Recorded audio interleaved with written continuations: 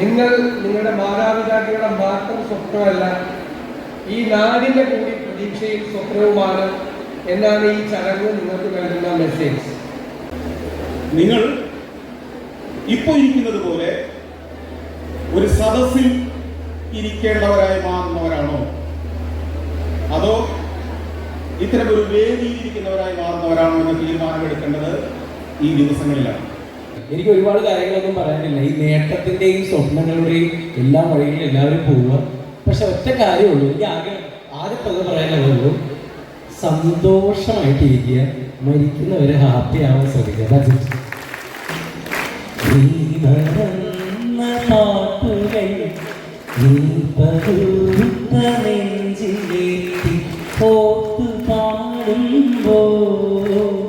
തൃക്കാക്കരയിലെ എൻ്റെ പൊന്നോമനകൾക്ക് മാതാപിതാക്കളുടെ ഗുരുജനങ്ങളുടെ ആഗ്രഹത്തിനനുസരിച്ച് വിജയം നേടിയ, ഉന്നത വിജയം കരസ്ഥമാക്കിയ എൻ്റെ കൊച്ചു മിടുക്കന്മാർക്കും മിടുക്കിമാർക്കും ആദ്യം എൻ്റെ ഹൃദയം നിറഞ്ഞ അഭിനന്ദനങ്ങൾ.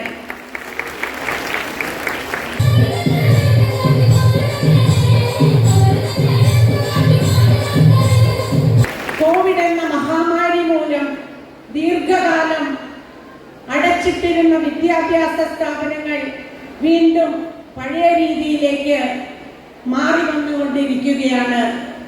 മുഖ ആവരണവും സാമൂഹിക അകലവും ഒക്കെ പതുക്കെ പതുക്കെ നമ്മൾ മാറ്റി നിർത്തുകയാണ്. പുസ്തകങ്ങളിൽ ഒളിഞ്ഞിരിക്കുന്ന അറിവുകൾക്കപ്പുറം ചുറ്റുപാടുകളിൽ നിന്നും, ഓരോ സ്പന്ദനങ്ങളിൽ നിന്നും ഓരോ പാഠങ്ങൾ ഉൾക്കൊണ്ട് നാളത്തെ ഊർജ്ജസ്വലരായ യുവതലമുറയെ വാർത്തെടുക്കുന്നതിൽ വിദ്യാലയങ്ങൾക്ക് ഏറെ പങ്കുണ്ട്. വിദ്യാലയം എന്നത് പാഠപുസ്തകങ്ങൾ പഠിക്കുന്ന ഒരിടം മാത്രമല്ല, മറിച്ച് മനുഷ്യത്വത്തെ, ഒരു സമൂഹ ജീവിയെ സൃഷ്ടിക്കുന്ന ഒരിടം കൂടിയാണ്. PT എന്ന ഒരിക്കലും നികത്താനാവാത്ത ഈ ദുഃഖം നിലനിൽക്കുമ്പോൾ തന്നെ PT ആഗ്രഹിച്ചിരുന്നത് പോലെ PT നടപ്പാക്കിയിരുന്ന ഈ ഒരു അവാർഡ് എനിക്ക് ഇത്ര ഗംഭീരമായി നടത്തുവാൻ സാധിച്ചു എന്നുള്ളതിൽ വളരെയധികം അഭിമാനമുണ്ട്. ഇങ്ങനെ ഒരു പരിപാടി സംഘടിപ്പിക്കാൻ ഇതിന്റെ പിന്നണിയിൽ കൈകോർത്തു പിടിച്ച ശ്രീ സുജിത്തിന്റെ നേതൃത്വത്തിലുള്ള യുവജന കൂട്ടായ്മയോട് അഗൈതവമായ നന്ദി ഞാൻ രേഖപ്പെടുത്തുകയാണ്. നമ്മൾ ഇന്ന് ഈ അവാർഡ് കൊടുക്കുന്നത് മൊമെന്റോസും PT-യുടെ പേരിലുള്ള ഒരു പുസ്തകവും, കൂടാതെ APJ അബ്ദുൽ കലാമിന്റെ ഒരു പുസ്തകവും, മഹാത്മാഗാന്ധിയെ കുറിച്ചുള്ള ഒരു പുസ്തകവുമെല്ലാമാണ്. PT എന്നും പരിസ്ഥിതിയെ സ്നേഹിച്ചിരുന്നു എന്നുള്ള സൂചനയായി നമ്മൾ എല്ലാവർക്കും ഒരു കറിവേപ്പില തൈ നൽകിക്കൊണ്ടാണ് ഈ അവാർഡ് കൊടുക്കുന്നത്. നിങ്ങൾക്ക് ശ്രമിച്ചാൽ നടക്കാത്തതായി ഒന്നുമില്ല എന്ന് ഈ സദസ്സിവിടെ തെളിയിച്ചിരിക്കുകയാണ്. എനിക്ക് നിങ്ങളോട് പറയുവാനുള്ളത് ഒന്ന് മാത്രമാണ്. ജാതി, മത, വർഗ, വർണ്ണ വ്യത്യാസമില്ലാതെ നിങ്ങൾ ഓരോരുത്തരും കൂടെയുള്ളവരോട് ഇടപെടാനും കൂട്ടുകൂടാനും കഴിയുന്ന രീതിയിൽ പ്രവർത്തിക്കണം. നിങ്ങൾ മറ്റുള്ളവരെ സ്നേഹിക്കുന്നവരായി തീരണം.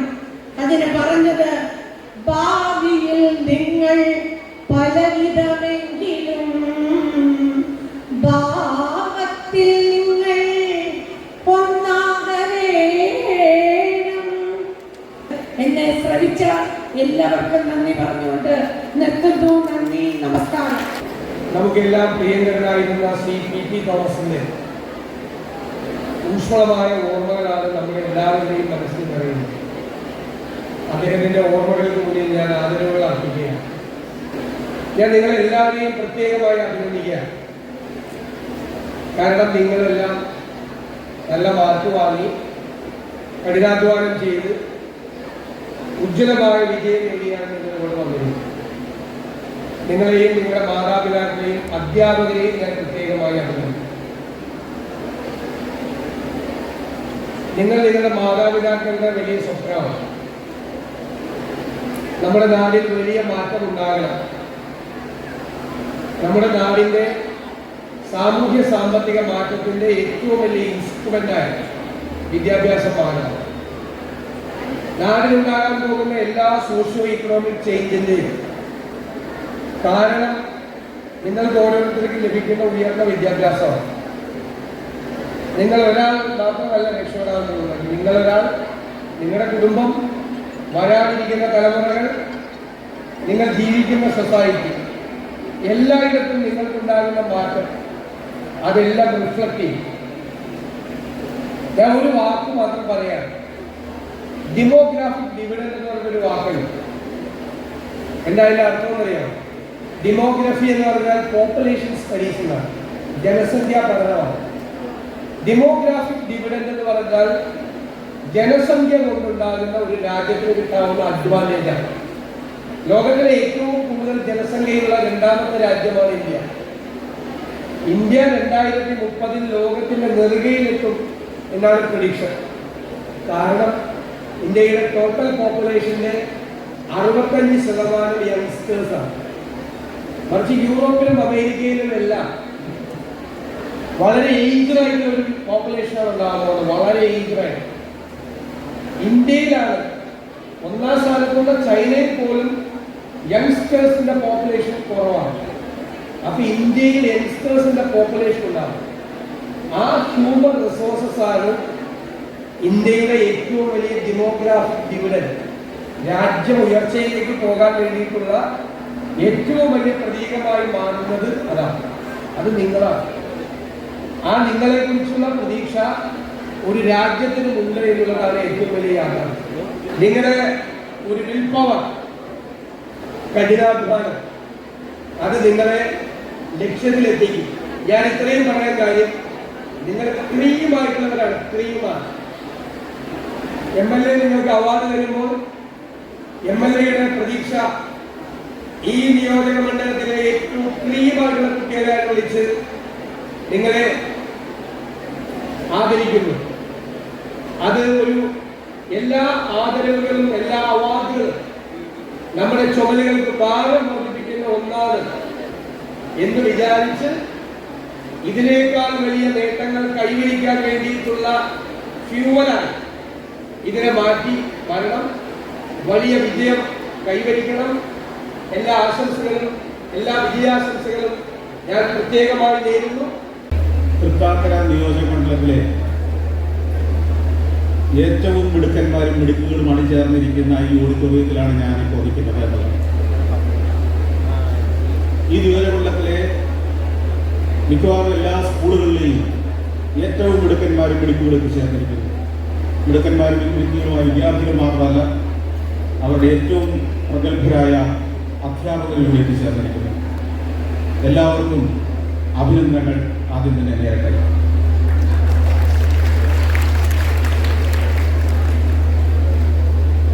ഞാൻ അതിദീർഘമായി ഒന്നും സംസാരിക്കുന്നില്ല. കാരണം നമുക്കറിയാം, ഇത്രയേറെ പാറ്റായ ഓഡിറ്റോറിയത്തിൽ ഇങ്ങനെ ഇരിക്കുക എന്നത് തന്നെ വലിയൊരു ശ്രമകരമായ കാര്യമാണ്. നിങ്ങൾ പരീക്ഷയിൽ വലിയ വിജയം നേടിയ സന്തോഷത്തിലിരിക്കുന്ന ഒരു അവസരമാണ്. അത് മാത്രമല്ല, വിദ്യാർത്ഥികളെ സംബന്ധിച്ചിടത്തോളം ജീവിതത്തിലെ ഏറ്റവും നിർണായകമായ ഒരു ഘട്ടത്തിലേക്ക് നിൽക്കുന്ന ദിവസങ്ങളാണ്. ജീവിതം ഇനി എങ്ങോട്ട് തിരിയണമെന്ന് ചിന്തിക്കുന്ന, ജീവിതം എങ്ങോട്ടാണ് തിരിയേണ്ടത്, ഇടത്തേക്കോ വലത്തേക്കോ മുന്നിലേക്കോ മുകളിലേക്കോ താഴേക്കോ എന്ന് ചിന്തിച്ചുകൊണ്ടിരിക്കുന്ന ദിവസങ്ങൾ. അവിടെ ചെറിയ ഒരു നിർദ്ദേശം, അഭിപ്രായം മാത്രം ഞാൻ പറയട്ടെ. ഈ ദിവസം വരെ നിങ്ങൾക്ക് കിട്ടിയ മാർക്കുകൾ, ഈ ദിവസം വരെ നിങ്ങൾ നേടിയ നേട്ടങ്ങൾ, അത് തീർച്ചയായും അഭിപ്രാർഹിക്കുന്നതാണ്. പക്ഷെ അത് ഒരു ചെറിയ ചുവട്ടുപടി മാത്രമാണ്. ചവിട്ടുപടിയിൽ ചുവട്ടിൽ നിൽക്കുന്ന ആളുകളാണ് നിങ്ങൾ. ഏതാനും വർഷങ്ങൾക്ക് ശേഷം എവിടെയാണ് എത്തിച്ചേരാൻ പോകുന്നത് എന്ന ഒരു സ്വപ്നം, അതായിരിക്കും ഇനി അങ്ങോട്ടുള്ള നിങ്ങളുടെ ജീവിതത്തിന്റെ ഗതിയെ നിശ്ചയിക്കുന്നത്. ഒരു സംശയവും സമൂഹത്തിൽ രണ്ടു തരം ആളുകളെ നമുക്ക് കണ്ടെത്താൻ പറ്റും. മുന്നിൽ നിന്ന് നയിക്കുന്നവരും പിന്നാലെ അണിനിരക്കുന്നവരും. ഇതിൽ മുന്നിൽ നിന്ന് നയിക്കുന്നവരായി മാറുക എന്ന സ്വപ്നം തീർച്ചയായും നിങ്ങൾ കണ്ടു തുടങ്ങേണ്ട ദിവസങ്ങളാണ്. നിങ്ങൾ നിങ്ങളുടെ ജന്മനാട്ടിൽ, നിങ്ങളുടെ പഠിച്ച വിദ്യാലയത്തിൽ, നിങ്ങളുടെ അധ്യാപകരുടെ മുന്നിൽ, നിങ്ങളുടെ മാതാപിതാക്കളുടെ മുന്നിൽ, നിങ്ങളുടെ സുഹൃത്തുക്കളുടെ മുന്നിൽ, നിങ്ങളുടെ സമൂഹത്തിന്റെ മുന്നിൽ ആദരവ് സ്വീകരിച്ചുകൊണ്ട് നിവർന്ന് നടന്നു വരുന്ന ഒരു ദിവസത്തെ, കയ്യടികൾ കൊണ്ടും ഹാരാർപ്പണം കൊണ്ടും സമൂഹം നിങ്ങളെ സ്വീകരിക്കുന്ന ഒരു ദിവസത്തെ നിങ്ങൾ സ്വപ്നം കണ്ടു തുടങ്ങിയിട്ടുണ്ടോ?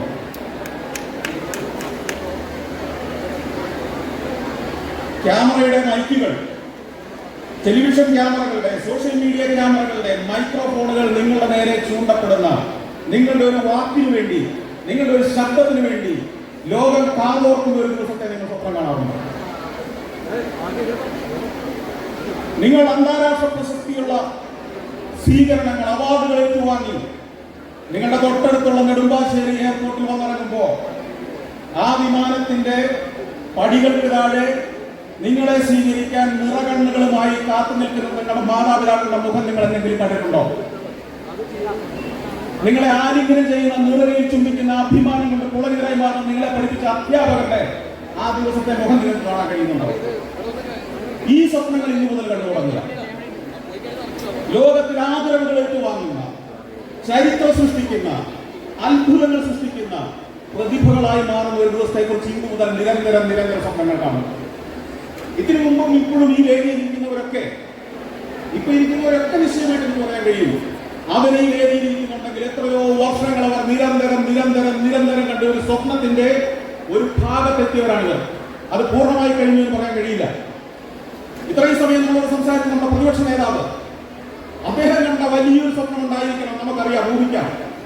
ഒരു പ്രതിപക്ഷ നേതാവാകാനായിരിക്കില്ല അദ്ദേഹം കണ്ടിട്ടുണ്ടാവുള്ള സ്വപ്നം എനിക്ക് ഉറപ്പുണ്ട്. കേരളത്തിന്റെ മുഖ്യമന്ത്രിയാവുക മാത്രമായിരിക്കും അദ്ദേഹം കണ്ടിട്ടുണ്ടാവുക. ഇന്ത്യ എന്ന മഹാരാഷ്ട്രത്തെ നയിക്കാൻ കഴിയുന്ന ഒരു വ്യക്തിയായി മാറണമെന്ന സ്വപ്നം അദ്ദേഹത്തിന്റെ മനസ്സിൽ ഇപ്പോഴും ഉണ്ടാകാൻ സാധ്യതയുണ്ടാവും.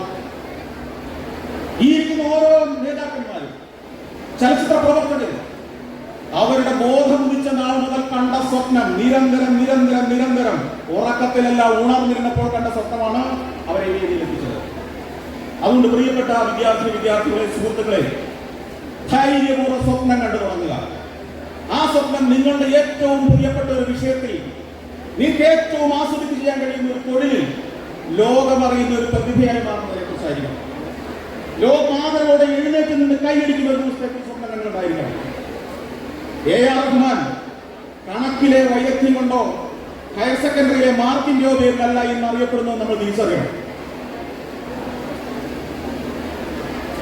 ലോകത്തെ നിരവധിയായ പ്രതിഭകൾ ശാസ്ത്രത്തിലെ മാർക്കോ, സയൻസിലെ മാത്തമാറ്റിക്സിലെ മാർക്കോ, ഭാഷയിലെ മാർക്കോ കൊണ്ട് മാത്രമല്ല, അപ്പോൾ നിരവധി മേഖലകൾ നമ്മുടെ മുന്നിലുണ്ട്. ഞാൻ ഈ ലോകയാത്രകൾക്കിടയിൽ നിരവധി പ്രതിഭകൾ കടന്നുപോയ സ്ഥലങ്ങളിൽ വികാരാധീനമായി നിന്നിട്ടുണ്ട്. ഞാൻ ഈ കഴിഞ്ഞ ദിവസങ്ങളിൽ പറഞ്ഞൊരു കഥയുണ്ട്. സൗത്ത് ആഫ്രിക്കയിലൂടെ യാത്ര ചെയ്യുമ്പോൾ ഞാൻ അവിടെ ഒരു ഹോസ്പിറ്റലിന്റെ മുന്നിൽ പോയി നിന്നു. ഒരു ഗൈഡ് എനിക്ക് പറഞ്ഞു, ഈ ആശുപത്രിക്ക് ചരിത്രമുണ്ട്. സൗത്ത് ആഫ്രിക്കയിൽ വലിയ ചരിത്രം സൃഷ്ടിച്ച ഒരു ആശുപത്രി ഉണ്ടെന്ന് എനിക്കറിയില്ലായിരുന്നു. അവർ ആ ആശുപത്രി ചൂണ്ടിക്കാണിച്ച് പറഞ്ഞു, നിങ്ങൾ പഠിച്ചിട്ടുണ്ടാവും, 10ാം ക്ലാസ്സിലൊക്കെ പഠിച്ചിട്ടുണ്ടാവും. എനിക്ക് ഓർമ്മ കിട്ടിയില്ല സൗത്ത് ആഫ്രിക്കയിൽ എന്താണ് അങ്ങനെ ഒരു ആശുപത്രി. അവർ പറഞ്ഞു, ഈ ആശുപത്രിയിലാണ് ഡോക്ടർ ക്രിസ്ത്യൻ ബെർണാഡ് എന്നൊരു ശാസ്ത്രജ്ഞൻ ജോലി ചെയ്തിരുന്നത്, ഒരു ഡോക്ടർ ജോലി ചെയ്തിരുന്നത്. ലോകത്താദ്യമായി മനുഷ്യന്റെ ഹൃദയം വിജയകരമായി മാറ്റിവെച്ച ആശുപത്രിയാണിത്. അത്തരം ഒരു പ്രതിഭ പ്രവർത്തിച്ച ആശുപത്രിയാണിത്. ഈ ടവറിന്റെ ചോട്ടിൽ നിന്ന് അത്ഭുതത്തോടെ ഞാൻ മുകളിലേക്ക് നോക്കിയിരിക്കുമ്പോ അവിടെ വെച്ച് ഒരു ഗൈഡ് എനിക്ക് പറഞ്ഞു തന്നു, ഗുസ്താവ് ഈഫൽ എന്ന് പറയുന്ന ഒരൊറ്റ എഞ്ചിനീയർ അയാളുടെ ഒരു സ്വപ്ന പദ്ധതിയായി 1 വർഷം കൊണ്ട് പണി തീർന്നതാണ് ഈ കെട്ടിടമെന്ന്, ഈ ടവറെന്ന്. തീർന്നില്ല, നിങ്ങളറിയുന്ന മറ്റൊരു അത്ഭുതം കൂടി ആ മനുഷ്യൻ 1 വർഷം കൊണ്ട് പണി തീർത്തിട്ടുണ്ട്. നിങ്ങൾ കേട്ടിട്ടുണ്ടാവും സ്റ്റാച്യു ഓഫ് ലിബർട്ടി അമേരിക്കയിൽ. അപ്പോ നിങ്ങൾ എഞ്ചിനീയർ ആവട്ടെ, ഡോക്ടർ ആവട്ടെ, നൂറ്റാണ്ടുകൾക്ക് ശേഷവും നിങ്ങളെ ഇതേപോലെ ഒരു വേദിയിൽ നിന്ന് പ്രസംഗിക്കുന്ന, നിങ്ങൾ ഓർമ്മിക്കുന്ന ഒരു പ്രതിഭയായി നിങ്ങൾ മാറണം. 1000കണക്കിന് 10000കണക്കിന് ഡോക്ടർമാരിൽ ഒരാളാവാനല്ല നിങ്ങളെ ഞങ്ങൾ ആദരിക്കുന്നത്. ലോകത്തിന്റെ ചരിത്രം മാറ്റുന്ന, ഗതി മാറ്റുന്ന, ചരിത്ര പുസ്തകത്തിൽ ഇടം നേടുന്ന ഒരു പ്രതിഭയായി നാളെ മാറുന്നതിനെ കുറിച്ച് ഈ നിമിഷം ഒരു സ്വപ്നം കാണുക. ഒരു സത്യം ഞാൻ പറയാം, സ്വപ്നം കാണുന്നവർ സത്യസന്ധമായ സ്വപ്നമാണ് കാണുന്നതെങ്കിൽ, ആ സ്വപ്നത്തെ സ്നേഹിക്കുന്നുണ്ടെങ്കിൽ, നിരന്തരം ആ സ്വപ്നം കാണുന്നുണ്ടെങ്കിൽ നിശ്ചയമായും അവിടെ എത്തിച്ചേരുക തന്നെ ചെയ്യും. ഇന്ന് സമ്മാനത്തോടൊപ്പം നിങ്ങൾക്ക് ഡോക്ടർ APJ അബ്ദുൽ കലാമിന്റെ ഒരു പുസ്തകം കൂടി ലഭിക്കുന്നുണ്ട്. വായിക്കൂ. അദ്ദേഹം സ്വപ്നങ്ങളുടെ പിന്നാലെ സഞ്ചരിച്ച് എങ്ങനെയാണ് ഉന്നതങ്ങളിൽ എത്തിയെന്ന് നിങ്ങളെ പഠിപ്പിക്കും. നിരന്തര സ്വപ്നങ്ങൾ കാണുക, നിങ്ങളുടേതായ പ്രതിഭയുടെ ലോകത്ത് വിജയിക്കാൻ ശ്രമിക്കുക, നിരന്തരം പ്രയത്നിക്കുക. എനിക്ക് ബഹുമാനപ്പെട്ട മാതാപിതാക്കളോട് അധ്യാപകരോട് അഭ്യർത്ഥനയുണ്ട്. നമ്മുടെ കുഞ്ഞുങ്ങളുടെ സ്വപ്നം എന്താണെന്ന് തിരിച്ചറിയുന്നവരായിരിക്കണം യഥാർത്ഥ മാതാപിതാക്കൾ, അധ്യാപകർ. നമ്മുടെ സ്വപ്നങ്ങൾ അവരുടെ മേൽ അടിച്ചേൽപ്പിക്കുന്നവരാകരുത്. നമ്മുടെ കുഞ്ഞുങ്ങളുടെ മനസ്സിലെ യഥാർത്ഥത്തിൽ ഉറങ്ങിക്കിടക്കുന്ന കഴിവെന്താണെന്നും അവന്റെ ഏറ്റവും വലിയ സ്വപ്നം എന്താണെന്നും തിരിച്ചറിയുകയും അതിൽ പ്രോത്സാഹിപ്പിക്കുകയും പിന്തുണ കൊടുക്കുകയും അവനെ സ്നേഹിക്കുകയും ചെയ്യുക, അവളെ സ്നേഹിക്കുകയും ചെയ്യുക. അങ്ങനെ നമ്മുടെ കുഞ്ഞുങ്ങൾ വലിയ വിജയങ്ങളിലേക്ക് എത്തട്ടെ, സമൂഹത്തിന് മാതൃകയാകുന്ന അഭിമാനമാകുന്ന ചരിത്രം സൃഷ്ടിക്കുന്ന പ്രതികളായി മാറട്ടെ. ഞാൻ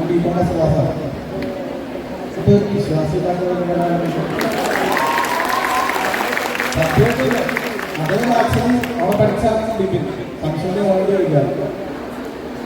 പക്ഷെ ഞാൻ സന്തോഷമൊക്കെ പറഞ്ഞതായിട്ട് കണക്ട് ചെയ്തിട്ടുള്ള കാര്യം അത് അവൻ സംസാരിക്കാൻ പറ്റി ഞാൻ പറഞ്ഞു.